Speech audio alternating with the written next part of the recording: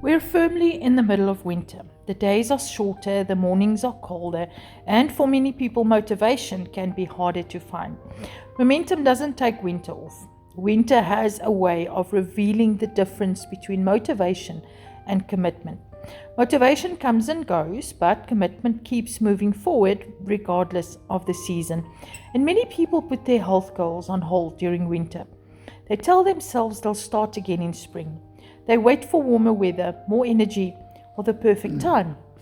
But the truth is that the results we enjoy in summer are created by the choices we make during winter. We are reminded that our health and our business growth are connected. When we fuel our bodies well, we show up with more energy, greater focus, and a better attitude. We serve people more effectively and we create greater impact in our communities. We carry the light through every season. The winter reminds us that growth doesn't stop when conditions become challenging. In fact, some of the most important growth happens when nobody's watching. And as Herbalife independent distributors, we have the privilege of helping people build healthier habits, stronger confidence, and brighter futures. And that journey doesn't pause for winter. So I want to encourage you today. It's simple.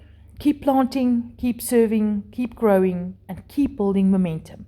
Because momentum doesn't take winter off, and neither do we.